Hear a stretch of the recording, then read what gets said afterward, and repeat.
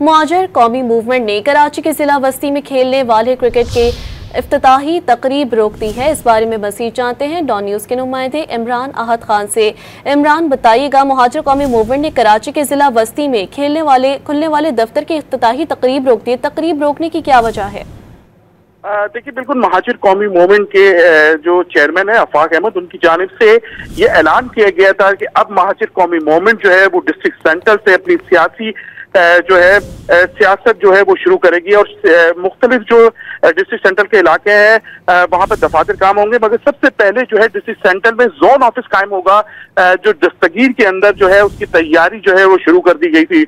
मगर अचानक महाजिर कौमी मूवमेंट के कराची डिस्ट्रिक्ट सेंटर के खुलने वाले दफ्तर की जो इफ्तिताई तकरीब थी उसको रोक दिया गया है। जबकि महाजिर कौमी मूवमेंट के जराये के मुताबिक डिस्ट्रिक्ट सेंटर में महाजिर कौमी मूवमेंट का आज इतवार के रोज 4 बजे दफ्तर की इब्तिदाई तकरीब थी, जो अब नहीं हो सकेगी। इलाके में कशीदगी रोकने के लिए दफ्तर खोलने की जो तकरीब है वो मनसूख की है, ये जराये बताते हैं कानून नाफिज करने वाले इदारों के। जबकि उनका ये भी कहना है कानून नाफिज करने वाले इदारों का कि दफ्तर की जो खुलने की वजह से दो सियासी जमातों के जो है जमातों की जानिब से कशीदगी जो है वो हो सकती थी, जिसकी बाकायदा एक रिपोर्ट बनाई गई थी और वो आला हुक्काम को दी गई थी।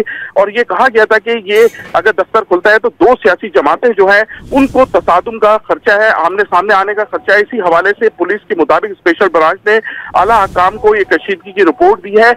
और जराये ये बता रहे हैं कि अब आफाक अहमद जो आज 4 बजे जो है दस्तगीर में अपने जोन ऑफिस का इफ्तिताह करना था, उसकी तकरीब जो है वो मंसूख कर दी गई है। और जरा ये भी बता रहे हैं कि आइंदा भी जो सियासी जो महाजिर कौमी मूवमेंट की जानिब से जो दीगर जो तकरीबात है उसके भी हवाले से जो है वो एक देखा जाएगा कि इसके अगर कशीदगी होती है इस हवाले से महाजिर कौमी मूवमेंट के सियासी तकरीब के हवाले से, तो उस पर भी जाहिर है कोई ना कोई फैसला किया जाएगा आइंदा। जी बिल्कुल, रिपोर्ट पर मबनी खदशात के पेश नजर तकरीब को रोका गया। तफसीलात से इमरान आपने हमें आगाह किया, शुक्रिया।